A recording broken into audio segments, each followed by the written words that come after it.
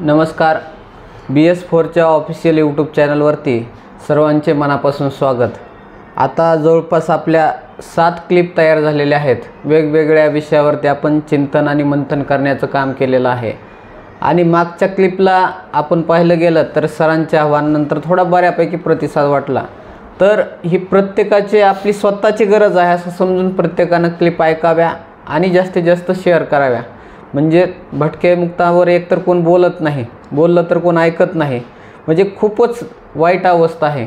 त्यामुळं सगळ्यांनाच विनंती आहे की तुम्ही तर स्वतः ऐका पूर्ण, जवळच्या आपल्या संबंधातल्या सगळ्यांना पाठवा असे सर्वांना प्रथमतः मी इच्छा व्यक्त करतो. तर आज माझ्यासमोर मुलाखतीसाठी प्राध्यापक शिवाजी जोशी सर आहेत आणि अतिशय गाढा अभ्यास असलेलं व्यक्तिमत्व. मी तर म्हणेन महाराष्ट्रामध्ये जर मोजकी 1-2 लोक निवडायची झाली तर प्राध्यापक शिवाजी जोशी सरांचं पहिलं नाव अग्रगण्य असेल. तर सरांना मी वेगवेगळे प्रश्न विचारून वेगवेगळ्या संघटनेची आपल्यापर्यंत माहिती पोहोचवण्याचं काम केलेलं आहे. संघटनेसाठी एक महत्त्वाचा गणला जातो तो थिंक टँक. कारण संघटनेला थिंक टँक असल्याशिवाय ते संघटना व्यवस्थित चालत नाही असं म्हणतात.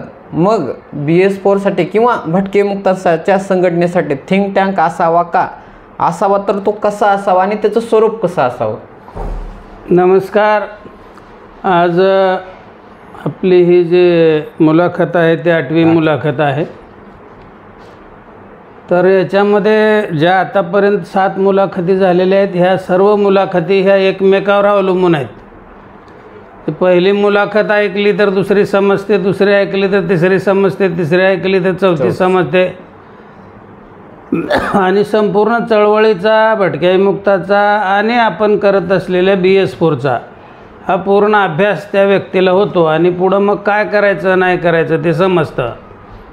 साधारणपणे ह्या BS4च्या संदर्भामध्ये म्हणजे भटक्या मुक्त चळवळीच्या संदर्भामध्ये एक माहिती पुस्तक आपण काढलं होतं आणि परत एक आता BS4च्या रजिस्ट्रेशननंतर एक माहिती पुस्तक स्वतंत्र काढावं असं नियोजन होतं. पण पहिल्या पुस्तकाचा आणि आतापर्यंत जे आपण जवळपास 100च्या वर लेख लिहिले असतील ग्रुपवरती, या म्हणजे हे लेख वाचण्याचं जे प्रमाण आहे ते अत्यंत कमी आहे. म्हणजे 10-20 लोक वाचत असतील 1600 लोकातून. आणि पुस्तकसुद्धा जे दिलेलं होतं आपण, त्या माहिती पुस्तक जे BS4चं होतं ती माहिती पुस्तिका पण खूप कमी लोकांना वाचली होती. आणि मग ते अनुभव घेता आम्ही असा विचार केला की आता माहिती तंत्रज्ञानाचं युग आहे, त्याचा उपयोग करून लोकांना वाचायला वेळ नसेल तर कमीत कमी ऐकायला तर वेळ मिळेल. म्हणून आपण ह्या मुलाखतीच्या मार्गानं ही सर्व माहिती आपल्यापर्यंत, सर्व भटक्या समाज बांधवापर्यंत पोहोचवायचं काम आपण करतो आहे. त्याच्यामुळं आपण सर्वांनी ह्या मुलाखती ऐकल्या पाहिजे. ऐकल्यानंतर तुम्हाला काही प्रश्न निर्माण झाले पाहिजेत, ते प्रश्न आपण परत विचारले पाहिजेत. आतापर्यंत 7 मुलाखती झाल्या, एकानं एकही प्रश्न विचारलेला नाही. तर आपल्यालासुद्धा काही प्रश्न निर्माण होत असतील वाचल्यानंतर, ऐकल्यानंतर, आणि ते प्रश्न आपण विचारले पाहिजे. कारण त्या प्रश्नाची उत्तरसुद्धा आपल्याला शोधता येतील. आणि त्याच्यानंतर मग जे चॅनल आहे ते चॅनल, जे यूट्यूब चॅनल काढलेलं आहे आपण BS4चं, त्याला आपण सबस्क्राईब केलं पाहिजे. प्रत्येकाने लाईक केलं पाहिजे. 1600 लोक आहेत आपल्या ग्रुपवर, पण आपल्याकडं फक्त 159 सबस्क्रायबर आहेत. त्याच्यामुळं आपली ही 1000च्या पुढं संख्या गेली पाहिजे. पण समाज बांधवांना त्याचं काय गांभीर्य वाटत नाही का काय असं मला वाटतं. तर ते सर्वांना पुन्हा एकदा विनंती आहे की आपण सर्वांनी ते सबस्क्राईब केलं पाहिजे आणि ऐकलं पाहिजे, काही प्रश्न विचारले पाहिजे आणि मग त्या दृष्टीनं आपण एकत्र येण्याचा प्रयत्न केला पाहिजे. हाच या सर्व मुलाखती मागचा हेतू आहे. तर आताचा जो प्रश्न आहे किंवा थिंक टँक असावा का, कारण थिंक टँक असल्याशिवाय तुम्हाला नेमकं काय करायचं किंवा वैचारिक वळण जे आहे किंवा दिशा जी संघटनेची आहे ही दिशा देण्याचं काम थिंक टँक करत असतो. आता हा जो थिंक टँक आहे, हा थिंक टँक म्हणजे आपल्या समाजामध्ये ज्या समाजाची संघटना आहे, आता भटक्या ब प्रवर्गाची संघटना आहे, तर भटक्या ब प्रवर्गातले जे इंटेलेक्च्युअल क्लास आहे, जो विचारवंत क्लास आहे, जो अभ्यासू क्लास आहे, विचारवंत वर्ग आहे, ह्या सगळ्या विचारवंत वर्गाने एकत्र येऊन विचार करणे आणि ते विचार संघटनेला देणे आणि ती संघटनेनं ते विचार समाजामध्ये इम्प्लिमेंट करणे, ही अशी प्रोसिजर असते. तर थिंक टँक जो आहे तो काय म्हणजे त्यांनी उठून रोज काम करावं संघटनेचं असं नाही. आता काही मंत्रालयामध्ये लोक नोकरीला आहेत, कोण क्लास 1 अधिकारी आहेत. आता आपल्यात IAS IPS तर नाहीत, पण सुपर क्लास 1 लोक आहेत, मंत्रालयामध्ये आहेत, वेगवेगळ्या विभागामध्ये कामाला आहेत. तर हे माणसं काय रोज वेळ देऊ शकत नाहीत, पण वर्षातून 1-2 वेळा त्यांनी जर वेळ दिला आपल्याला आणि नेमकं समाजाला काय पाहिजे याचा अभ्यास केला आणि आपण काय केल्यावर समाजामध्ये परिवर्तन होईल, समाजामध्ये बदल होईल आणि इतर समाज जो आहे ते इतर समाजाबरोबर OBC समाज आहे, ओपन समाज आहे, या समाजाच्या बरोबरीनं आपण कसं जाऊ याच्यासाठी वेगवेगळ्या चर्चा करून वेगवेगळे कार्यक्रम आखावे लागतात. आणि हे कार्यक्रम आखण्याचं काम हे थिंक टँक करत असतं. आणि थिंक टँकनं हे कार्यक्रम आखल्यानंतर संघटना जी असते कार्यकारिणी ती त्याचं इम्प्लिमेंट समाजामध्ये करत असते आणि त्याच्यातून तो बदल होत असतो. तर हा जो थिंक टँक आहे हा प्रत्येक संघटनेला थिंक टँक, ज्या संघटनेला थिंक टँक नाही त्या संघटनेला दिशा नाही आणि विचार नाही. बरोबर. काहीतरी आपलं त्याच्या स्वार्थापोटी काहीतरी आपलं करायचं तेवढ्यापुरतं, याच्यासाठी त्या संघटना असतात. थिंक टँक असलेली संघटना म्हणजे ते एक विचारावर चालणारी संघटना, दीर्घकाळ चालणारी संघटना, हे संकल्पना त्याच्या पाठीमागची असते.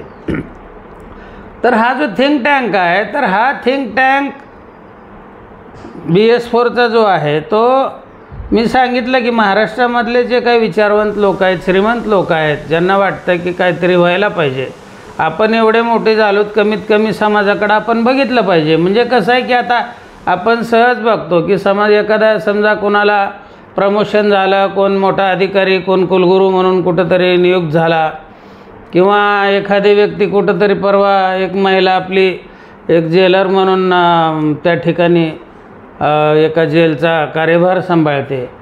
तर अशा वेळेला ते ग्रुपवर फोटो आला की ते प्रत्येकजण त्याला म्हणजे रेस लागते ते अभिनंदन करण्याची. बरोबर. पण मला काय म्हणायचं की हे अभिनंदन तर केलंच पाहिजे, कारण आपल्या माणसाचं आपण अभिनंदन कौतुक केलं तरच त्यांना थोडासा अजून उमेद मिळते अजून पुढं जाण्यासाठी, ते केलंच पाहिजे. पण त्याच्यापेक्षा या क्वालिफाईड माणसांनी किंवा ज्यांना म्हणजे असं वाटतं की अभिनंदन करावं, तर अशा माणसांनी गरिबामध्ये जाऊन किंवा जो दबल्या पिचलेला समाज आहे तर त्या समाजामध्ये जाऊन काम केलं पाहिजे. ते जास्त महत्त्वाचं आहे. म्हणजे जे आहेत ऑलरेडी, जे मोठे झालेत त्याचं आदर सत्कार करण्यापेक्षा ज्याला जे कुठंच नाहीत समाजामध्ये अशा लोकांना तुम्ही वर काढायचा प्रयत्न करा, ते जास्त अधिक महत्त्वाचं आहे असं मला वाटतं. तर याच्यामध्ये थिंक टँकची जी संकल्पना आहे ती साधारणपणे 12व्या शतकामध्ये महात्मा बसवेश्वरांनी लिंगायत धर्माची स्थापना केली होती. आणि त्याच्यामध्ये त्यांनी असं काही धर्माचं धार्मिक पुस्तक वगैरे जे असतं, प्रत्येक धर्माचं एक धार्मिक पुस्तक असतं, तर तसं त्यांनी काही धार्मिक पुस्तक वगैरे लिहून ठेवलं नव्हतं. तर त्यांनी काय केलं होतं की अनुभव मंडप तयार केला होता, त्याला अनुभव मंडप म्हणायचे. तर त्या अनुभव मंडपामध्ये वेगवेगळे विचारवंत महिला पुरुष, महिलांना प्राधान्य असायचं त्याच्यामध्ये, महिला असल्याशिवाय अनुभव मंडपाचं कामच सुरू व्हायचं नाही.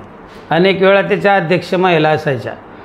तर हे महिला समाजामधले जे सगळे समाज घटक आहेत, युवक, महिला आणि सर्व समाज बांधव जे मोजके आहेत, विचारवंत आहेत, असे एकत्र बसायचे आणि त्याच्यावर मग चर्चा व्हायची आणि मग एखाद्या विषयावर चर्चा व्हायची आणि त्याच्यातमध्ये काय चांगलं करता येईल किंवा त्याच्यातलं चांगलं काय असेल किंवा तो नियम त्याच्यासाठी काय करता येईल ती सगळी चर्चा करायची. आणि हे चर्चा करायची त्याच्यामध्ये, चर्चा केल्यानंतर मग ते लिहून ठेवायचं. एखाद्या प्रश्नाचं उत्तर त्या अनुभव मंडपामधून जे काही 150-200 माणसं आहेत विचारवंत, त्यांनी त्याच्यावर विचार करायचा आणि त्याचं जे काही उत्तर निघाल ते लिहून ठेवायचं किंवा ह्या प्रश्नाचं उत्तर हे असं आहे. आणि ते लिहिलेलं त्याला आपल्या लिंगायत धर्मामध्ये त्याला वचन साहित्य म्हणतात. बरोबर. ते लिहून ठेवायचं म्हणजे पहिला हा प्रश्न, त्याचं उत्तर, प्रश्न, त्याचं उत्तर, जे ज्या समस्या आहेत ते लिहायचं आणि त्याचं उत्तर का अनुभव मंडपामध्ये निघालेलं आहे. तर ते लिहून ठेवायचं, त्याला म्हणायचं वचन साहित्य. आणि ते वचन साहित्य म्हणजेच ते धर्मग्रंथ आहे लिंगायत समाजाचा. म्हणजे महात्मा बसवेश्वरांनी काय केलं की तुम्ही सगळे बसा, तुम्ही चर्चा करा, तुम्ही ठरवा आणि तुम्हीच त्याचं ते साहित्य तयार करा. मी कुणीतरी ते लिहिले आणि तुम्ही तसं त्याला माना पाळा असा काही विषय नाही. तर ह्या धर्तीवरच हा जो आपला थिंक टँक आहे तो त्याच धर्तीवर असला पाहिजे, अनुभव मंडपाच्या. आणि मग अनुभव मंडपाचं जे काम महात्मा बसवेश्वरांनी केलेलं आहे त्या काळामध्ये, त्याच धर्तीवर आपण थिंक टँक तयार केला पाहिजे. बरोबर. आणि त्या थिंक टँकनी जे काय विचार दिले ते वचन साहित्य, आणि तेच वचन साहित्य म्हणजे तेच संघटनेचे निर्णय जे थिंक टँकनं घेतले. ते जी संघटनेची कार्यकारिणी आहे त्या कार्यकारिणीनं ते जे निर्णय घेतलेले थिंक टँकने ते समाजामध्ये राबवणे म्हणजे झालं परिवर्तन. बरोबर. म्हणजे हा सरळ सरळ अर्थ आहे. आणि ह्याच पद्धतीनं ते गेलं पाहिजे. त्याच्यामध्ये विचारवंत असले पाहिजेत ह्या थिंक टँकमध्ये, त्याच्यानंतर महिला असले पाहिजेत, विद्यार्थी असले पाहिजेत, आणि सर्वाचं महत्त्व आहे सर्वच घटक त्याच्यामध्ये असले पाहिजेत. आता काय होतं आहे की फक्त आता आपल्या संघटना म्हणजे पुरुषाच्या संघटना आहेत, कुठंही त्याच्यात महिलेचा संबंध नाही. आणि लोकसंख्येच्या 50% महिला आहेत. भारतामध्ये सर्व महिलांनी जर ठरवलं तर महिलाचंच सरकार होईल. पुरुषाला येऊ द्यायचं नाही असं जर ठरवलं तर महिलांचं पूर्ण सरकार होईल. कारण 50% महिला आहेत ना. आणि जे उमेदवार निवडून येतात, ज्याला 30-35% मतं पडतात, ते लोक निवडून येतात प्रॅक्टिकलमध्ये आपल्या देशात लोकशाहीत. बरोबर. तर हे फार मोठा भाग आहे महिलांचा. महिलांचा सहभाग त्या थिंक टँकमध्ये आणि संघटनेच्या पदाधिकाऱ्यांमध्ये सुद्धा असला पाहिजे, विचारवंताबरोबर. त्याच्यानंतर जे विद्यार्थी असतात ते विद्यार्थी आणि जे सरकारी नोकरीला वेगवेगळ्या IT-मध्ये जे इंजिनियर वगैरे वेगवेगळ्या मोठ्या पदावर लागलेले जे विद्यार्थी असतात, कर्मचारी, तर हे काय करतात, जणू हे संघटना किंवा हे आमचं कामच नाही, हे समाजाचं. आमचे कोण वडील वगैरे जे म्हातारे आहेत, आता रिटायर झाले, त्यांना उठता फिरता येत नाही, त्यांनी ते बघावं, ते आमचं काम नाही. बरोबर. अशा पद्धतीची सध्या विद्यार्थ्याची आपल्या समाजातल्या भूमिका आहे संघटनेकडे बघण्याची. ते इन्व्हॉल्वच होत नाहीत. त्यांना एवढा तिरस्कार वाटतो त्याचा की ते म्हणजे तिरस्कृत काम, ते म्हणजे आपलं काम नाही, ते कोणीतरी आपलं येड्यागाबाळ्या, कोणीतरी ज्याला काही कळत नाही त्यांनी करायचं काम आहे. आपण सुशिक्षित आहोत, आपण कशाला करायचं. तर अशा पद्धतीची भावना आहे. तर ह्याच्यामध्ये जे विचार आहे, नवीन नवीन विचार विद्यार्थी शिकलेले असतात, 4 पुस्तकं, वेगवेगळे फॅकल्टी शिकलेले असतात, त्याच्यामुळे वेगवेगळे विचार विद्यार्थ्याकडून येऊ शकतात. एका देशामध्ये एका विद्यार्थ्याने एक ग्रुप म्हणजे हे टाकलं होतं, एक विचार टाकला होता, आणि ह्याच्यावरती व्हॉट्सअपवरती, आणि त्या विचारावर सगळा देश एकत्र होऊन आंदोलन झालं होतं. म्हणजे कुठला विचार कधी लोकांमध्ये रुजेल, त्याची किती गरज आहे, तर त्याच्यानुसार ते लोकांमध्ये रुजतं ना. तर त्याच्यासाठी ते विद्यार्थीसुद्धा ह्या चळवळीमध्ये खूप आवश्यक आहेत. कारण आपल्याला माहीत असेल की आसाममध्ये विद्यार्थ्याचं संघटन झालं होतं, आणि हे विद्यार्थ्याचं संघटन झालं, आणि त्या विद्यार्थ्यांनी म्हणजे त्या राज्यामध्ये जे काही वेगवेगळ्या गोष्टी होत्या त्याच्यामध्ये राजकीय पक्ष जे आहेत भारताचे, ते कुणी राजकीय पक्ष जो स्थानिकचा असेल किंवा देशाचा असेल, हे राजकीय पक्षाला त्या प्रश्नाचं गांभीर्यच नाही. मग ह्यांनी सर्व पक्ष नाकारले, विद्यार्थ्याची एक चळवळ उभी केली त्यांनी, आणि त्या चळवळीतून एक पक्ष निर्माण झाला, आसाम गण परिषद. आणि त्या आसाम गण परिषदेचं नेतृत्व केलं प्रफुल्ल कुमार महंतने. आणि एक काळ होता की पूर्ण 5 वर्ष प्रफुल्ल कुमार महंतचं सरकार होतं आसाममध्ये. हे विद्यार्थी नेता होता, म्हणजे विद्यार्थ्याची चळवळ होती, विद्यार्थ्याचं सरकार तिथं आसाममध्ये 5 वर्ष विद्यार्थ्याच्या चळवळीनं सरकार चालवलेलं आहे. जे विद्यार्थी काय करू शकतात, बरोबर, हे आपल्याला याच्यातून लक्षात येईल. तर त्याच्यामुळं विद्यार्थ्याची भूमिका फार महत्त्वाची आहे. त्यांचं शिक्षण जरी असलं किंवा नोकरीला जरी नवीन लागलेले असले, इथं कामाचा जरी हे लोड असला सगळा, तरीसुद्धा आपण जसं शिक्षण म्हणलं की त्याच्याकडे लक्ष देतो, अवांतर काय वाचन करतो, काय विचार वाचतो, तसं हे सामाजिक साक्षरतासुद्धा असली पाहिजे. समाजाबद्दल प्रत्येक माणसाची एक आपली काहीतरी जबाबदारी आहे. हे विद्यार्थ्यांना वाटलं पाहिजे, हे महिलांना वाटलं पाहिजे, हे विचारवंतांना वाटलं पाहिजे आणि समाज बांधवांना सुद्धा वाटलं पाहिजे. हे जोपर्यंत सामाजिक साक्षरता आपल्यामध्ये येत नाही तोपर्यंत सामाजिक भावना निर्माण होत नाही. बरोबर. आणि ही सामाजिक भावना निर्माण झाल्याशिवाय संघटन होत नाही. तुम्हाला सामाजिक भावनाच नसेल तुम्ही एकत्र येणारच नाही. आता बरेच लोक असे आहेत, आता आपण हे सगळं ज्या काही मुलाखती आहेत त्या आपण ग्रुपवर टाकतो, त्याच्यानंतर वैयक्तिकसुद्धा टाकतो. तर वैयक्तिक टाकलेल्या मुलाखतीसुद्धा जवळपास 50 लोक असे आहेत, माझ्याकडे यादी आहे, तर ते माणसं ते बघतच नाहीत, ओपनच करत नाहीत. ते म्हणजे आतून जे तिरस्कार आहे ना, हे दुसऱ्याचं म्हणजे काय नाही, मी म्हणजे फार हुशार आणि माझ्या एवढं कोणालाच काही कळत नाही, हा जो न्यूनगंड आहे, आविर्भाव जो आहे, याच्यामुळं काय माणसं ते आहे ती जोशी सरचं कशाला बघायचं, म्हणजे बघायचंच नाही, एवढा तिरस्कार. काय त्याची ओळख नाही, देणं नाही, घेणं नाही, काय नाही. म्हणजे समाजाचं आहे, आपण कमीत कमी वाचलं पाहिजे एवढी तरी चांगली भावना असावी ना.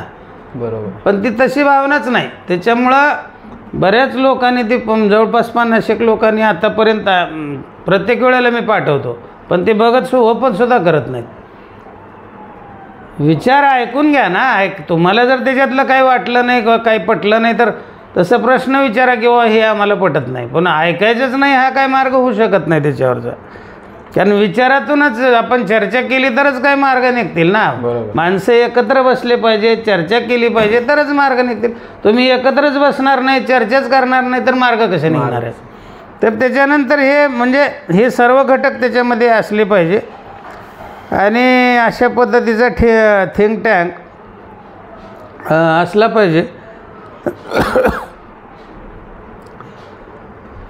डॉक्टर बाबासाहेब आंबेडकरांनी सांगितलं होतं की असा काही एक काळ येईल की ज्या वेळेला तुम्हाला जे काही रिझर्वेशन वगैरे जे दिलेलं आहे ते सगळं म्हणजे संपलेलं असेल आणि त्यावेळेला मग तुम्ही जागं होऊन जर लढाई करायची म्हणलं तर समोरची यंत्रणा खूप पुढे गेलेली असेल तुमच्या विरोधातली, ती तुम्हाला त्यावेळेला संपवायला तयार असेल. तर अशा वेळेला तुम्ही काय केलं पाहिजे तर सुरुवातीपासूनच सामाजिक साक्षर होऊन संघटित राहिलं पाहिजे. आणि संघटित राहून समाजाचे काय राखीव हक्क आहेत ते हक्क आपण वरच्यावर ते कसे धुळीला मिळणार नाहीत. आता जे सरकार आहेत ते वेगवेगळ्या भरत्यासुद्धा लॅटरल एंट्रीनं भरती करायची पद्धत सुरू झाली या सरकारच्या काळामध्ये. लॅटरल एंट्री होते 340 उपसचिव, सचिव, IAS कॅडरच्या ज्या पदं आहेत ते लॅटरल एंट्रीनं भरले जातात. आता त्याच्यामध्ये मागासवर्गीयाचं जे प्रमाण आहे ते प्रमाण जर त्याच्यात 20% पण ते जे काय 50% आहे ते जर भरलं असतं तर काय बिघडलं असतं का. पण ते मुद्दाम मागासवर्गीयांना डावलण्यासाठी त्यांच्या अधिकाराने हक्क डावलायचे याच्यासाठीच काम करायचं म्हणून ते काम केलं गेलेलं आहे. असं सध्या दररोज अशा पद्धतीच्या निर्णय जे आहेत सरकारवरच्यावर घेऊ लागला आहे. एकतर खाजगी क्षेत्रामध्ये रिझर्वेशन नाही. कशामुळं नाही, कारण ते सरकारला वाटलं की रिझर्वेशन यांचं कसं कमी करता येईल म्हणून नाही. ते सरकारनं जर नियम काढला की खाजगी असो काही असो बाबा त्या क्षेत्रामध्ये जे काय ठरलेलं आहे शासनाचं रिझर्वेशन घटनेप्रमाणे तुमच्याकडे सुद्धा असेल. कारण ते उद्योगपतीला देशाची जमीन देतो आपण, देशाचंच पाणी देतो, देशाच्या सवलती देतो, टॅक्समध्ये सवलती देतो, त्यांना हजारो कोटीच्या त्यांना म्हणजे सवलती देतो आपण, हजारो कोटीचे कर्ज माफ केलेले आहेत उद्योगपतीला ह्या सरकारने.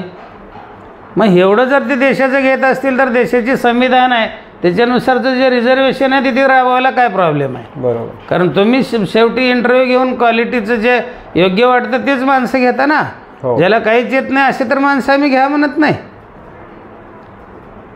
तर हे जे पद्धत आहे की हे रिझर्वेशनवर घालायचं आणि जे काय रिझर्वेशनच्या माध्यमातून ह्या दबल्या पिचल्या वंचित माणसाला मिळालेलं आहे ते सुद्धा कसं काढून घेता येईल. आपण काही प्रमुख जातीच्या जातदांडगे लोक आहेत तेवढेच 4-2 लोक कसे सगळा देश ताब्यात घेता येईल अशी भांडवलशाहीचं सध्या खूप मोठा कार्यक्रम चालू आहे. आणि त्या दृष्टीनं हे जे संघटनेचं काम आहे किंवा प्रत्येक समाजाच्या ज्या संघटना आहेत, आपले छोटे छोटे समाज आहेत, त्याच्यामुळे आपण 28 जातीचं संघटन करतो आणि ही सर्व समाज जर एकत्र आला तरच ह्याच्यावर आपण उद्या मार्ग काढू शकतो. नाहीतर आपल्याकडं काय मार्ग आहे? हो, तोंड दाबून बुक्क्याचा मार, अशीच परिस्थिती आहे ना, आणि तुम्ही काहीच करू शकत नाही. तर हे थिंक टँकची अशा पद्धतीनं गरज आहे आणि तो असला पाहिजे, आणि त्याचं स्वरूप पण हे मी सांगितलं की अशा पद्धतीचं असलं पाहिजे. एकंदरीत आपण थिंक टँक का असावा, का गरजेचं आहे आपण पाहिलेलं आहे. कारण एखादी संघटना शिस्तबद्ध चालायची असेल तर 100% थिंक टँक असावा लागतो. तुमच्याकडे विचारच नसेल तर ते संघटन काय कामाचं. म्हणून थिंक टँक हा असलाच पाहिजे. त्यानंतर मला असं विचारायचं आहे की राज्यस्तरावर एखादी संघटना जर काम करायचं असेल तर त्या संघटनेला काही सुविधा मिळायला पाहिजेत. तर राज्यस्तरावर भटकेमुक्ताचं संघटन चालण्यासाठी नेमक्या कोणत्या सुविधा असाव्या? आता हे महाराष्ट्राचं संघटन करावं म्हणूनच आपण BS4ची निर्मिती केलेली आहे. साधारणपणे 3 वर्ष आपण संपूर्ण महाराष्ट्रामध्ये फिरून जिथं जिथं ज्या ज्या समाज बांधवाचं काही चांगलं काम आहे त्यांना भेटून, आता त्या दौऱ्यामध्ये कुणाची माहिती मिळाली नसेल, काही भेटलेही नसतील काही चांगली माणसं, पण जेवढे आपल्याला भेटले त्यांना एकत्र घेऊन आपण या BS4चं रजिस्ट्रेशन केलेलं आहे. तर साधारणपणे कुठल्याही संघटनेची शक्ती जी असते ते त्याचे सभासद असतात. BS4 हे भटक्या प्रवर्गाच्या समाजासाठी आपल्याला संघटन चालवायचं असेल तर या प्रवर्गाचे महाराष्ट्रातून 5000 किमान सभासद BS4 संघटनेचे झाले पाहिजे. बरोबर. कारण हा बेस आहे सभासद, आणि सभासदावरच संघटना चालते ना. सभासदच नसतील तर मग संघटना कशी काय चालणार? बरोबर. तर साधारणपणे 5000 सभासदाचं आपलं लक्ष आहे BS4चं महाराष्ट्रामध्ये. तर प्रत्येक जिल्ह्यामध्ये हे जे सभासद संख्या आहे ते साधारणपणे 250 सभासदाचं टार्गेट आहे प्रत्येक जिल्ह्यात. आता आपल्याकडं साधारणपणे 2-3, 2-3, 1-2 किंवा काही जिल्ह्यात एकही सभासद नाही, अशीच परिस्थिती आहे साधारणपणे. रजिस्ट्रेशन झाल्यापासून या 7-8 महिन्याच्या काळामध्ये आपण आवाहन करतो आहे, पण लोक सभासदसुद्धा होत नाहीत, कारण त्यांना त्याचं महत्त्व अजून कळालेलं नाही. आणि ते महत्त्व कळावं म्हणूनच आपण ह्या मुलाखती चालू केलेल्या आहेत. तर साधारणपणे प्रत्येक जिल्ह्यामध्ये 250 सभासद असले पाहिजेत. आणि हे सभासद असल्याशिवाय तर आपण कुणाच्या ह्याच्यातून काम करणार? सभासद असले तर त्या सभासदातून कार्यकारिणी तयार होईल, जिल्हा कार्यकारिणी. ती 25 ते 35 सभासदाची जिल्हा कार्यकारिणी तयार होते, आणि ती जिल्हा कार्यकारिणी तयार झाल्यानंतर मग ते काम करते. हो. महाराष्ट्राचं संघटन रजिस्टर झालं म्हणजे लगेच काम करा, म्हणजे करायचं काय काम? त्यांनी हेच काम करायचं असतं की जिल्हा स्तरावर सभासद नोंदणे आणि सभासदाची नोंदणी करून कार्यकारिणी तयार करणे. हो. आणि त्या जिल्ह्याची कार्यकारिणी तयार केल्यानंतर त्या कार्यकारिणीला प्रशिक्षण देणे, म्हणजे नेमकं आपल्याला करायचं काय करायचं. आणि त्यांना हे प्रशिक्षण दिलं की मग तिथून ते काम सुरू होतं. तर आता हे साधारणपणे समाज बांधव, महिला, विद्यार्थी, विचारवंत समाज बांधव हे सगळे या सभासदामध्ये म्हणजे इन्वॉल्व झाले पाहिजे, तर मोठ्या प्रमाणामध्ये त्याला ताकद मिळते. त्याच्यानंतर जी संघटना आपल्याला सुरू करायची त्याची अधिकृत नोंदणी झाली पाहिजे. आता आपण BS4ची अधिकृत नोंदणी कामगार आयुक्ताकडे केलेली आहे. संघटना ह्या वेगवेगळ्या ठिकाणी नोंदणी होऊ शकतात. धर्मादाय आयुक्ताकडे नोंदणी, बऱ्याच लोकांना धर्मादाय आयुक्तच माहीत आहे, पण धर्मादाय आयुक्ताकडे ट्रस्टची नोंदणी होत असते. जे प्रॉपर्टी ज्या संस्थेवर आहे त्याची नोंदणी करणे, किंवा ज्याला विधायक काम करायचे, शाळा, कॉलेज, वसतिगृह चालवायचे, ज्याच्या हजारो लाखो रुपयाचे व्यवहार होणार आहेत, त्याचं ऑडिट करावं लागतं. तर ते अशा पद्धतीच्या ज्या काही रचनात्मक काम करणाऱ्या संस्था आहेत, शैक्षणिक संस्था आहेत, त्याची नोंदणी त्या धर्मादाय आयुक्ताकडे होती. बरोबर आहे. आणि धर्मादाय आयुक्ताच्या कार्यालयामध्ये एखादा फेरफार, आता जेवढ्या डिस्प्यूट आहेत संस्थेमध्ये ते धर्मादाय आयुक्ताच्या ऑफिसमुळंच आहेत, कारण ते वेळेवर फेरफार मंजूर करून घेत नाहीत. त्याला वेळ लागला की पहिली जी बॉडी असते ती म्हणते आम्हीच काय मग, ही दुसरी आम्ही केलीच नाही. त्यांचं भांडण होतं आणि त्याच्यामध्ये मग जे जास्त पैसे देईल त्याचा फेरफार मंजूर होतो. म्हणजे धर्मादाय आयुक्ताच्या कार्यालयाला एवढा भ्रष्टाचार कुठल्याच न्यायालयात नसेल. अशा पद्धतीचं आहे. आणि आम्हाला त्या भ्रष्टाचारात काय पडायचं नाही, कारण एखादा माणूस जर कार्यकारिणीवरचा बदलायचा म्हणलं तर लाखो रुपये लागतात धर्मादायुक्ताच्या कार्यालयामध्ये. म्हणजे एवढा भ्रष्टाचार आहे. आम्ही रोज म्हणजे NGO असल्यामुळं आम्हाला रोजच संपर्क पडतात ते. तर त्याच्यामुळं आम्ही धर्मादायुक्तामध्ये संघटनेचं रजिस्ट्रेशन केलेलं नाही, तर आम्ही कामगार आयुक्ताकडे त्याचं रजिस्ट्रेशन केलेलं आहे. आणि कामगार आयुक्ताच्या आता बऱ्याच आपले जे काय 150 लोक असतात समाज बांधव, अहो ते तिकडं कसं काय रजिस्ट्रेशन, ते रजिस्ट्रेशन चालत नाही. म्हणजे त्या कामगार आयुक्ताला अधिकार नाहीत का रजिस्ट्रेशन करायला? त्यांना अधिकार आहेत म्हणूनच रजिस्ट्रेशन करून दिले ना त्यांनी. फक्त कामगार कायद्याच्या अंतर्गत रजिस्ट्रेशन केलेलं असतं. कायदे वेगवेगळे वापरता येतात.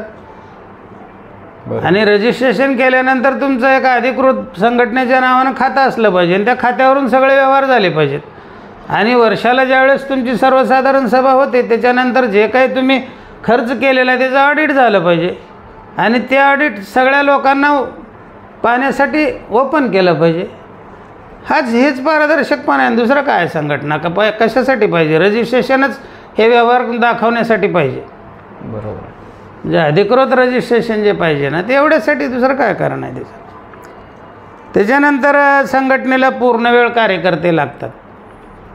म्हणजे आपली ऐपत निर्माण झाली की आपण काय म्हणजे समाजामध्ये सुशिक्षित बेकार मुलं आहेत, ग्रॅज्युएट झालेली मुलं आहेत, MPhil झालेली मुलं आहेत, डॉक्टरेट झालेली मुलं आहेत, बेकार, प्रचंड बेकारीचं प्रमाण आहे.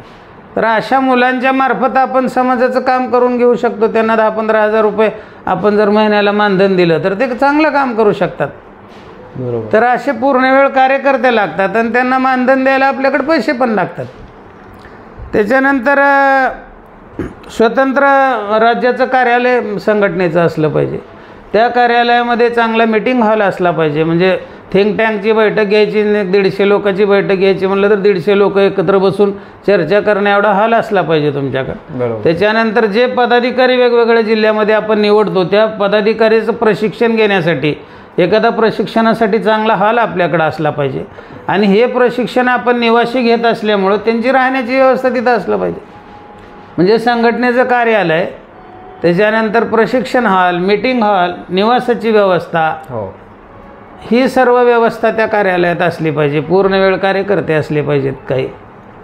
आणि त्याच्यानंतर काही 4 व्हीलर गाड्या पाहिजेत आपल्याकडं. म्हणजे समजा अचानक कुठल्या ठिकाणी महाराष्ट्रामध्ये काही प्रश्न निर्माण झाला समाजामध्ये, काही हे अन्याय अत्याचार होतात, ते सांगून होत नाहीत ना, अचानक होत असतात. मग अशा वेळेला तुम्ही अचानक जर झाली गोष्ट तर तिथं पोचता आलं पाहिजे तुम्हाला कमीत कमी वेळेमध्ये. आणि तुम्ही जर पोचलात तर तिथं म्हणजे न्याय मिळू शकतो.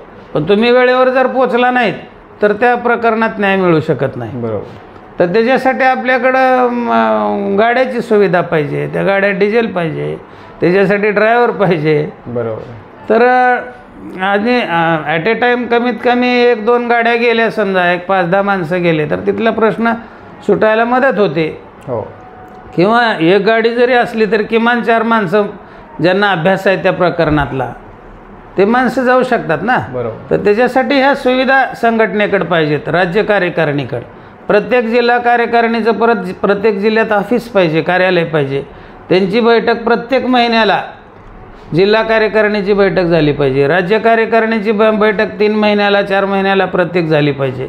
हे नियम आहेत सगळे, त्या घटनेमध्ये सगळे नियम आहेत, त्याच्याप्रमाणे ही संघटना चालते, ती चालली पाहिजे. त्याच्यानंतर निधीची उपलब्धता पाहिजे आपल्याकडं. साधारणपणे 1 वर्षाला किमान 1 कोटी रुपये आपल्याकडे उभे राहिले पाहिजे. तर संघटना म्हणजे काय, एक पॅरलल सरकारच आहे ना. सरकार जे काम जे करते ना तेच काम आपण संघटनेच्या माध्यमातून सगळे एकत्र येऊन करतो. Self help is best help. हो. समाजानं एकत्र येऊन समाजासाठी मदत करणे हेच संघटनेचं काम असते, दुसरं काय काम असते. आणि हे अत्यंत चांगल्या पद्धतीनं करण्यासाठी तुमच्याकडं हे सगळे सुविधा लागतात ना. तुमच्याकडे सुविधाच नसतील, आता माणसं आमच्याकडं हाय क्वालिफाईड माणसं आहेत, प्रत्येक प्रश्नाचं उत्तर शोधणारी माणसं आहेत. आपल्याला निवेदन द्यायची गरज नाही. आता मी आयुष्यभर जेवढे कामं केले निवेदन फार कमी दिले मी. तिथं जाणे आणि त्याचा अधिकाऱ्याला कन्व्हिन्स करणे किंवा हे असं असं काम आहे, असं असं होऊ शकतं, असे शासनाचे नियम आहेत आणि तुमची नेमणूक त्याच्यासाठीच आहे. आणि तुम्ही करावं साहेब, आमचे हात जोडून विनंती आहे आपल्याला. हो. होऊन गेले कामं. त्याला निवेदनं दिलं पाहिजे, प्रत्येक वेळेला फोटोज काढला पाहिजे असं काहीच नाही. तर ही जी पद्धत, आता आपल्याकडे आहेत सगळे हाय क्वालिफाईड माणसं, पण त्याला पोचण्याची व्यवस्था नाही. ती माणसं तिथं पोचले पाहिजेत. बरोबर आहे. हां, त्याच्यासाठी गाडी लागते. मग थांबले तिथं तर ती मुक्कामाची व्यवस्था म्हणजे खर्च लागतो, त्याच्यासाठी जेवण खाण्याची व्यवस्था लागते. रोज कुणाचं घर ओळखणार आहे कार्यकर्ते. तर ह्या अशा पद्धतीनं सुविधा पाहिजेत. निधीची उपलब्धता पाहिजे. आणि ही निधीची उपलब्धता पैशाशिवाय तर आपण काहीच करू शकत नाही. बरोबर. आता आपण जर पाहिलं तर सुप्रीम कोर्टामध्ये जर तुम्ही गेलात एखादा विषय घेऊन, कोटीमध्ये फीस आहे वकिलाची. आपल्याला आश्चर्य वाटेल, आणि ज्याला माहीत नाही त्यांनी माहीत करून घ्यावं. कोटीमध्ये फीस आहे एका वकिलाची. एका प्रकरणामध्ये 3-3.5 कोटी एवढ्या फीस आहेत. 3.25 कोटीपर्यंत वकिलाच्या फीस आहेत सुप्रीम कोर्टामध्ये एका प्रकरणासाठी.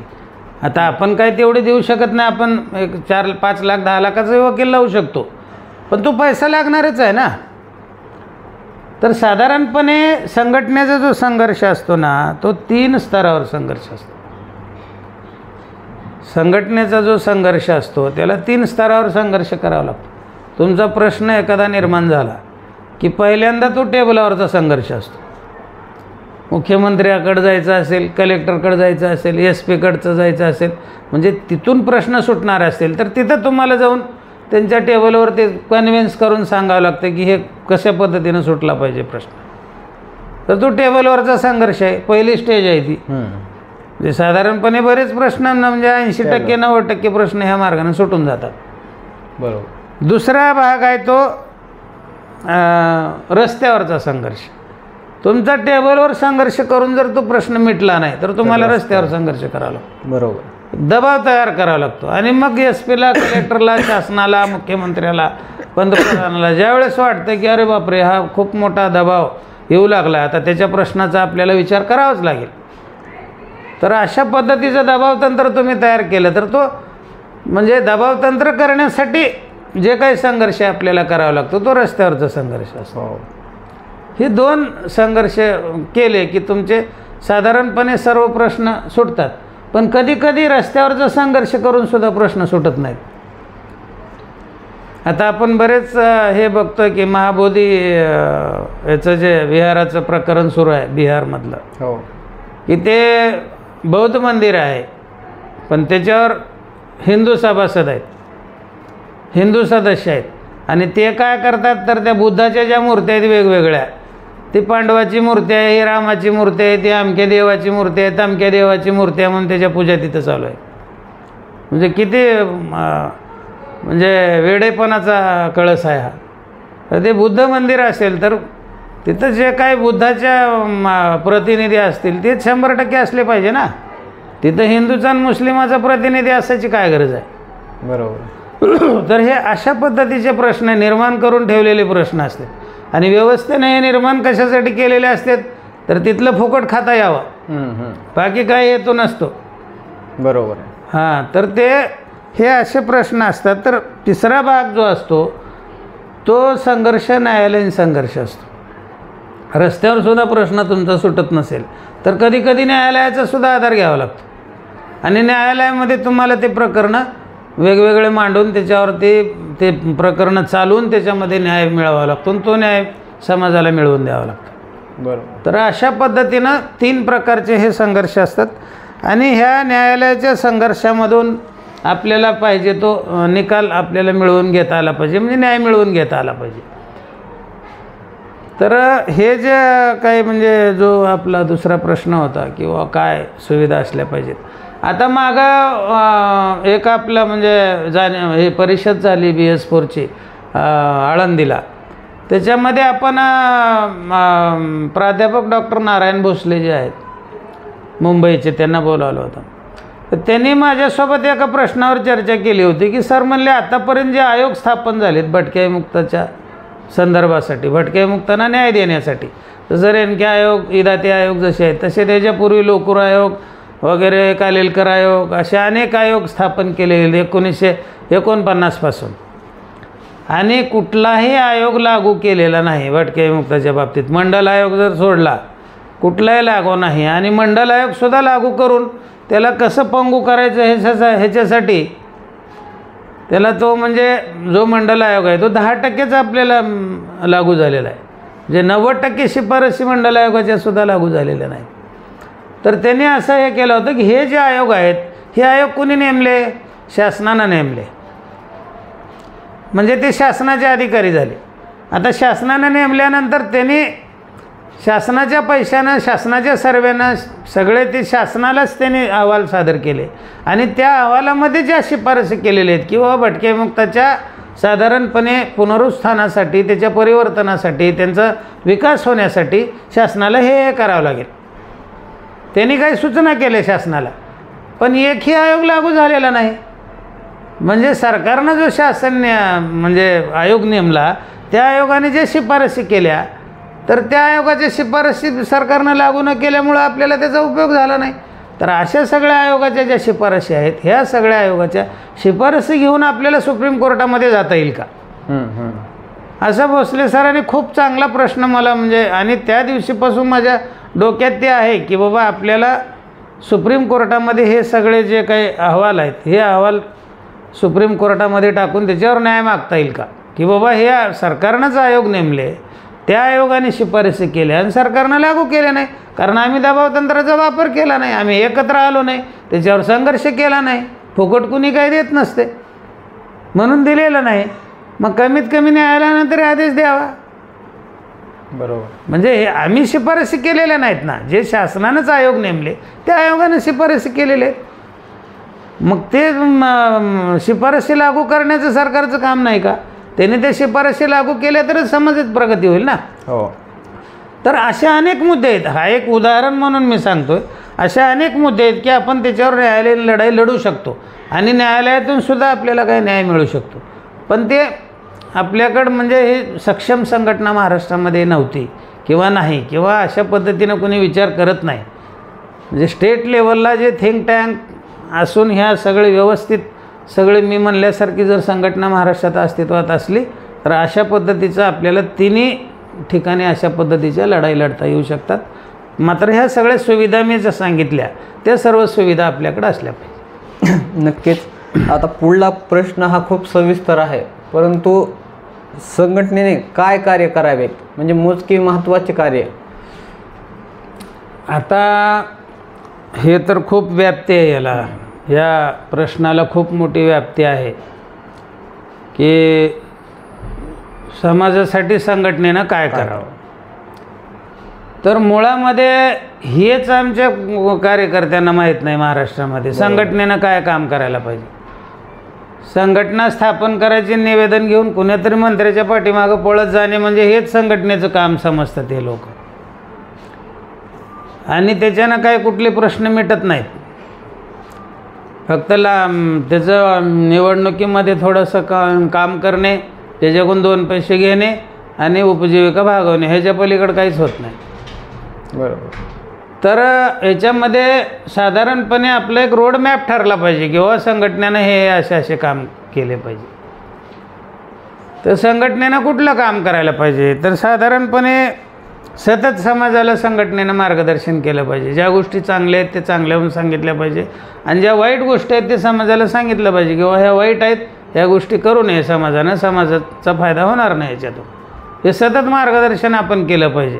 कोणी असो, मग शिक्षण संस्था चालवणारे असो, कोणी व्यापार करणारे असो, कोणी व्यवसाय करणारे असो, विद्यार्थी असो, महिला असो, हे सतत मार्गदर्शन केलं पाहिजे किंवा तुम्ही जे करताय ते हे चुकीचं आहे त्याच्याऐवजी असं करा.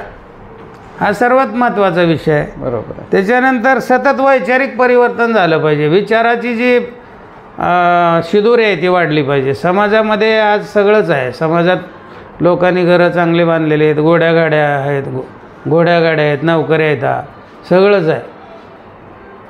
पण बौद्धिक क्षमता नाही. आपल्याकडे हे सगळं नसलं तर चालतंय, पण बौद्धिक क्षमता पाहिजे. माणसाकडे बुद्धी असेल तर सगळं येतं आहे, पण सगळं असून मी बुद्धी नसेल तर काहीच उपयोग नाही त्याचा. बरोबर. तर बौद्धिक स्तर आपल्या समाजामध्ये अत्यंत ढासळलेला आहे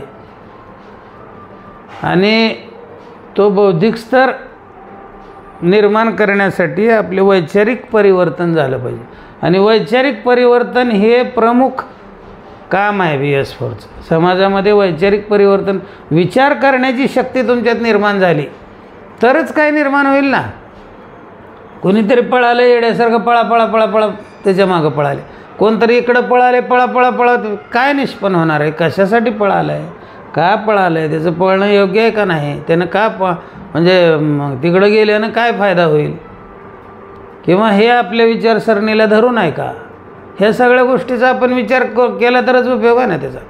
बरोबर. हां, तर हे वैचारिक परिवर्तन हे फार महत्त्वाचं आहे आणि हे समाजाला कळत नाही लवकर. काय सांगतात की कुठं काम करायचं नाही, काय बी नाही, वैचारिक परिवर्तन त्याच्यात विचारच नाही त्याच्या डोक्यात, तर त्याला काय समजून सांगणार? म्हणजे अशा पद्धतीचा विषय हा.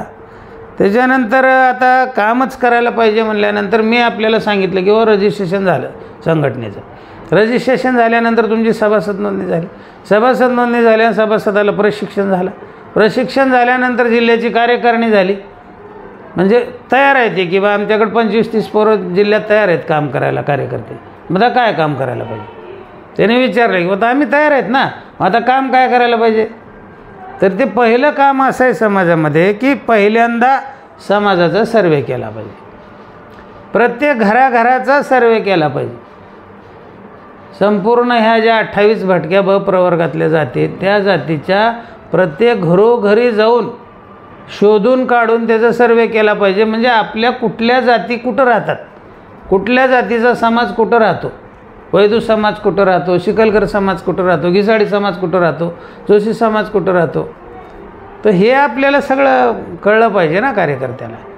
तर हा सर्वे केल्यानंतर तुमच्याकडं लेखी रायटिंगमध्ये माहिती तयार होईल की त्या घरामध्ये मुलं किती आहेत, मुली किती आहेत, कुठल्या वर्गात शिकायला आहेत, हे सगळं आपल्याला कळेल आणि त्याच्यावरून आपल्याला मग त्याच्या पुढचं नियोजन करता येईल. याच्यासाठी सर्वे महत्त्वाचा आहे. तुमची लोकसंख्या कळेल, सर्वे केल्यानंतर त्या जिल्ह्यामध्ये तुमच्या समाजाची लोकसंख्या किती आहे हे तुम्हाला एका सेकंदात कळेल, पण सर्वे झालेला पाहिजे.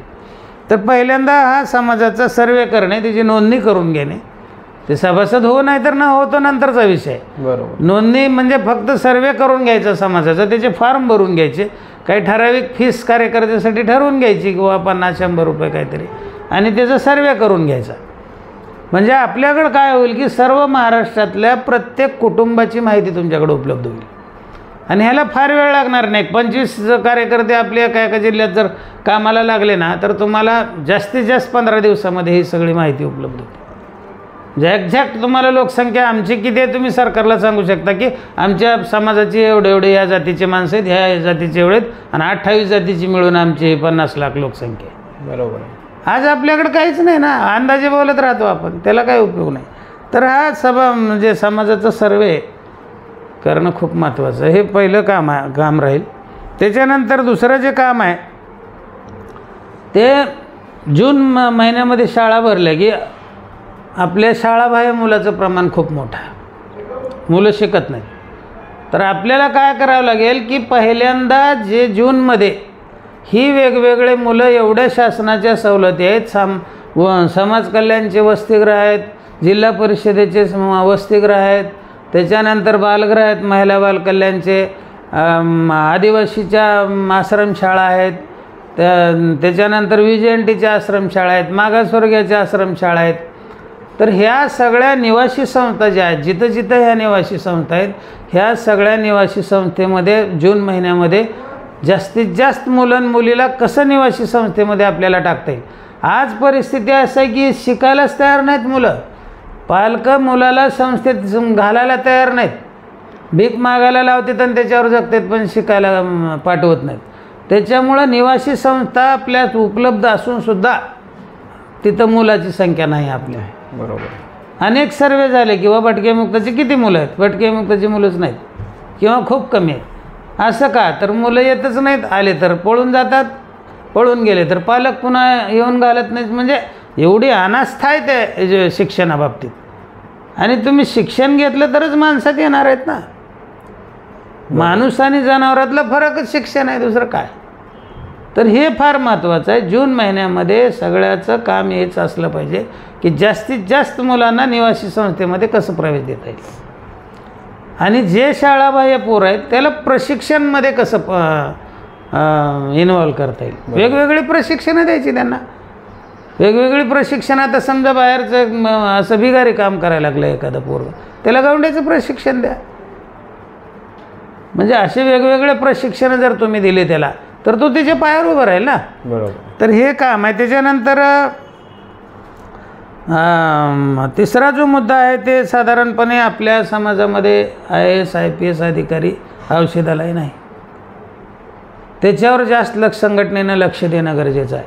तर साधारणपणे महाराष्ट्रातल्या ज्या मुलांना MPSC UPSC करायची इच्छा आहे किंवा ज्याला इच्छा नाही त्याला आपण परावृत्त केलं पाहिजे, किंवा तू हुशार आहेस, तू MPSC UPSC कर आणि तुला आम्ही मदत करतो. बरोबर. आणि आपण त्याला मदत केली पाहिजे. दरवर्षी किमान 100-200 पोरं, 100-500 पोरं आपण UPSCसाठी MPSCसाठी तयार केले पाहिजेत. मग ते किती सक्सेस होतील बघू, प्रयत्न तर करू. बरोबर. तर ते अशा UPSC MPSC IAS IPS IFS अशा, त्याच्यानंतर बाहेर देशाला काही मुलं पाठवण्याची सिस्टीम आहे वेगवेगळ्या शिकायला. बाबासाहेब आंबेडकर जसं बाहेर देशाला गेले, त्यांनी परत 31 मुलं बाहेर देशाला पाठवली. तर त्याच्यातले खूप मोठे मोठे माणसं, देशाचे राष्ट्रपतीसुद्धा त्याच्यातले झाले. तर हे अशा पद्धतीनं आपल्याला ह्या MPSC UPSC IAS IPS ह्याच्यासाठी टार्गेट करून दरवर्षाला ठरवून आपल्याला त्या पोरांना म्हणजे मुलांना बोलवून त्याचे इंटरव्ह्यू घेऊन कुठल्या पोराला मदत आपल्याला केली तर ते मुलगा सक्सेस होईल. असं आपण दरवर्षी 500 पोरांना जर तयार केलं तर 4-2 IAS IPS तयार होतील ना. हो. तर हा खूप महत्त्वाचा विषय आहे आणि ह्याच्यावर कुणीच काम करत नाही. तर ह्याच्यावर काम केलं गेलं पाहिजे. त्याच्यानंतर समाजावरचे संकट आहेत, कर्मचाऱ्याचे काही प्रश्न असतील किंवा अचानक समाजावर कुठं अन्याय अत्याचार झालेले असेल किंवा त्याच्या हक्काचं काही तिथं त्या समाजाचं मिळत नसेल, तर त्याच्यासाठी आपल्याला ते जाता जाता हे काम करायचं आहे. म्हणजे हे काय म्हणजे तो विषय नाही, पण चलत चलत आपण ते जातीचं प्रमाणपत्र मिळत नाही हा काही इश्यू नाही मोठा, आणि हे काय काम असू शकत नाही. अनेक संघटना आम्ही जातीचं प्रमाणपत्र मिळवून दिलं, आम्ही ते शिबिर घेतलं आणि त्याच्यामध्ये एवढे प्रमाणपत्र अरे मी एकटा जाऊन 100-100 80-80 प्रमाणपत्र एका दिवशी मिळवून दिलेले. शिबिर कशाचं लावतं? बरं ठीक आहे, चांगली गोष्ट आहे ती, पण त्याला काम म्हणू नका ना. ते काय संघटनेचं मुख्य कार्य होऊ शकत नाही, हे चलत चलत करायचं काम आहे. बरं लोकांना सांगा बाबा जातीचं प्रमाणपत्र दाखल करतो आणि प्रयत्न कर, त्याला प्रयत्न करू द्या ना. तुम्हीच दाखल करायला जाताय मग त्यानं काय करायचं? म्हणजे आयतं काम होऊ लागलं की त्याला त्याची किंमत वाटत नाही. बरं त्यालाही शिकू द्या ना कसं काढायचं असतं ते. तर ह्या ज्या गोष्टी आहेत ह्याला हे चलत चलत करायचे काम आहेत. म्हणजे खूप काही म्हणजे प्रयत्न करून तेवढ्यासाठीच संघटना निर्माण झाली असं नाही. आता तोच प्रकार आहे सध्या महाराष्ट्रामध्ये. बरोबर. संघटना काय करते तुमची, एवढं जातीचे प्रमाण म्हणजे जातीचं प्रमाणपत्र मिळवून देणं हेच संघटनेचं आयुष्यातलं काम आहे का सगळं? मग समाजाचं परिवर्तन काय करणार तुम्ही? कागद मिळवून देणे आणि त्याने ते फुकट मिळवून दिलं आणि फेकून देते कुठंतरी. म्हणजे अशा पद्धतीचं काम आहे. तर हे चालत चालत करायचे काम आहेत हे, आणि इमर्जन्सीचे काम आहे ते. चलत चलत त्याला मदत केली की ते काम होऊन जातं. त्याच्यानंतर ज्या सगळ्यात महत्त्वाची गोष्ट म्हणजे आता महाराष्ट्रामध्ये जे रिझर्वेशन आहे, भटक्या ब प्रवर्गासाठी किती रिझर्वेशन आहे? 2.5% रिझर्वेशन आहे. आता मोठी जाहिरात आली, त्याच्यामध्ये काही जागा आल्या किंवा तुमच्या समाजाच्या जागा. आता काय होतं की अनेक वेळा शासनामध्ये ह्या जाहिराती जे तयार करते ते शासन तयार करत असतं, किंवा UPSC MPSC बाकी ज्या काही भरणारे लोक आहेत एजन्सी आहेत त्या शासनाच्या मार्गदर्शनाखाली जाहिरात तयार करतात. आणि काही वेळेला काय होतं की त्या जाहिरातीमध्ये समजा ज्या जागा तुमच्या जेवढ्या यायला पाहिजे तेवढ्या येत नाहीत. मग तिथं कोण आहे जाब विचारायला की ह्या जाहिरातीमध्ये भटक्या ब प्रवर्गाचे एवढ्या जागा तुम्ही असल्या पाहिजेत, आणि पहिला बॅकलॉग का आहे ह्याचा विचार करून तुम्ही ह्या जागा टाकलेल्या आहेत का? नाही. तुम्ही त्या जाहिरातीवर स्टे आणू शकता ना कोर्टामध्ये. बरोबर. की आमच्यावर अन्याय होतं.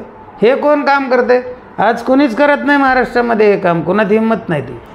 तर हे काम झालं पाहिजे. जाहिरात निघाली की बॅकलॉग किती होता, मग बॅकलॉग सहित तुम्ही ह्या जाहिरातीत मागवलं का? भटक्या ब प्रवर्गाच्या ज्या काही 2 आणि 4 जागा दिल्यात तिथं 40 जागा पाहिजे, 50 जागा पाहिजे, असं का होत नाही? बरं त्या जाहिरातीत तुम्ही दुरुस्त करू, ते शासन दुरुस्त करू शकते तुमच्या तक्रारीनंतर. म्हणजे तेवढे मुलं नोकरीला लागू शकतात. आणि मग जाहिरात झाल्यानंतर इंटरव्ह्यू झाल्यानंतर कोण चौकशी करते का?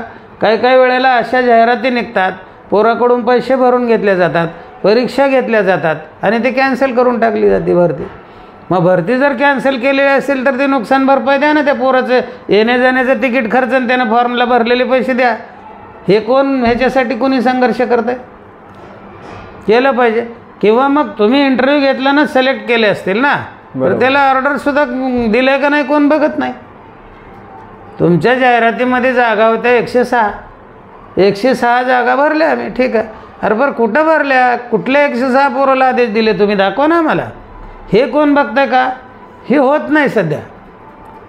म्हणजे ज्या जागा इंटरव्ह्यू घेतल्या जातात तेवढ्या जागा भरल्या जात नाहीत, माझा स्पष्ट आरोप आहे. आणि ज्या जागा भरल्या जातात त्याला आदेश पण दिले जात नाहीत काही लोकांना. आणि नंतर पैसे घेऊन वेटिंगमधले काही भरतात आणि मग ते राहून गेलेले राहून जातात तसेच. त्याला कोण जाब विचारणार आहे? किंवा 106 आमच्या जागा होत्या ना, मग 106 भरल्या का, यादी द्या आमच्या 106 कुण्या पोराला ऑर्डर दिली, त्याचे मोबाईल नंबर द्या. हो, आम्ही विचारतो त्याला फोन करून, किंवा तो कुठं नोकरी करतो तुला घेतलं आहे का. मग हे काम संघटनेचं आहे. बरोबर. कारण जे कोणी एकटा विचारू शकत नाही ती संघटना विचारू शकते. तर हे खूप महत्त्वाचं काम आहे. असं केलं तर 4 पोरं नोकरीला लागतील. हजारो पोरं आज बेकार आहेत. फार डॉक्टरेट, MPhil सगळे करून, BEd, DEd, सेट, नेट, अमकं तमकं सगळं करून हजारो पोरं बेकार आहेत, हजारो पोरं बेकार आहेत. कशामुळे ही परिस्थिती निर्माण झाली? तिथं बघतच नाही ना कोण. तुमच्या ज्या जागा आहेत त्या भरल्यात का नाही हे तरी बघितलं पाहिजे का नाही. आणि भरल्या नसतील तर तिथं संघर्ष केला पाहिजे. का भरत नाही तुम्ही? इतर जागा मग बाकीच्यावर स्टे आणतो आम्ही कोर्टातून. कुठल्या जागा भरू देत नाही आम्ही, हायकोर्टात स्टे घेतो त्याच्यावर. आम्ही कितीचे स्टे घेतले आतापर्यंत.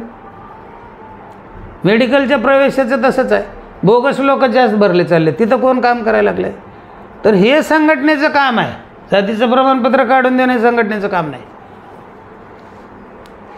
तर त्याच्यानंतर आपल्याला हे फार महत्त्वाचं आहे, पोस्टिंग वगैरे सगळे बघितले पाहिजे कुठं झाले. त्याच्यानंतर आपल्या समाजामध्ये संस्काराला खूप महत्त्व आहे. संस्कार राहिले नाहीत अलीकडं, खूप संस्काराच्या नावानं बोंबाबोंब झाले.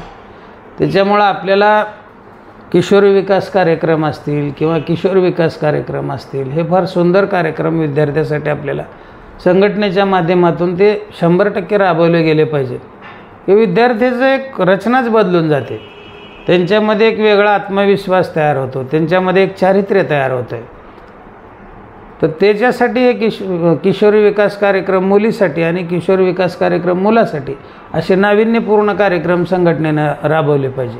अर्थात पैसा लागतो त्याच्यासाठी, आणि कार्यक्रम राबवत असताना पैशाची म्हणजे अडचण पडत नाही, कारण अनेक लोकांना दाखवून आपण त्याला मदत पण मिळवू शकतो.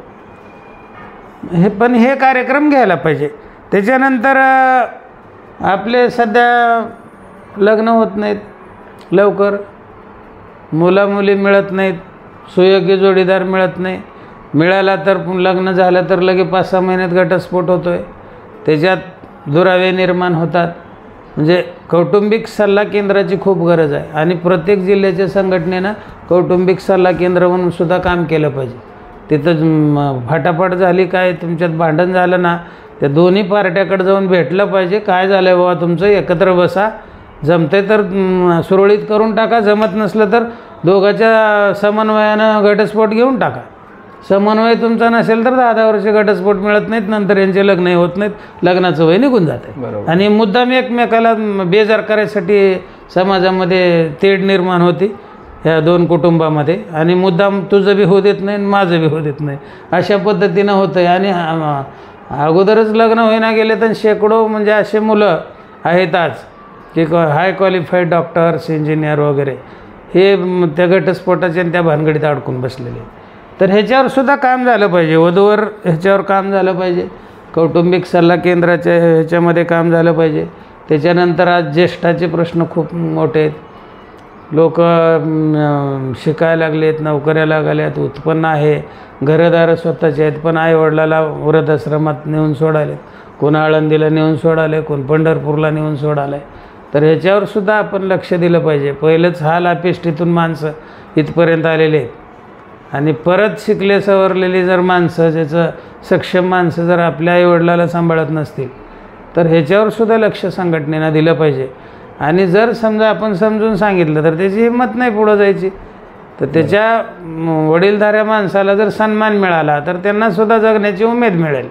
तर हे अशा पद्धतीनं जे काय संघटनेनं करायला पाहिजे कामं ते मला जेवढं थोडक्यात सांगता येईल. असे भरपूर मुद्दे होऊ शकतात ना, म्हणजे काय करायला पाहिजे. तर भरपूर आहे असं सांगण्यासारखं, दिवसभर सांगू शकतो. बरोबर. नक्कीच आजची मुलाखत ही महत्त्वपूर्ण होती. खरं तर माझा एक प्रश्न राहिलेला होता, पण तो देखील एक व्यापक प्रश्न आहे की समाजाने नेमकं कोणते बदल स्वीकारले पाहिजेत. पुढल्या सेशनमध्ये घ्यायचं. किती झाला आहे? वेळ झाला का? म्हणजे 1 तास होतोय. पुढच्या सेशनमध्ये घेऊ. तर आजच्या मुलाखतीमध्ये महत्त्वपूर्ण विषयाला आपण हात घातलेला आहे. नक्कीच सर्वांनी स्वतः पहा, इतरांना शेअर करा आणि सबस्क्राईब करायला विसरू नका. आणि सबस्क्राईब केल्यानंतर बेल आयकॉनचं बटन दाबा, कारण जे अपडेट येतील नंतरचे व्हिडिओ, तुम्हाला लिंक नाही गेली तरी व्हिडिओचे ते अपडेट येत राहतील. त्यामुळं नक्कीच सगळ्यांनी बेल आयकॉन देखील दाबा. धन्यवाद. नमस्कार.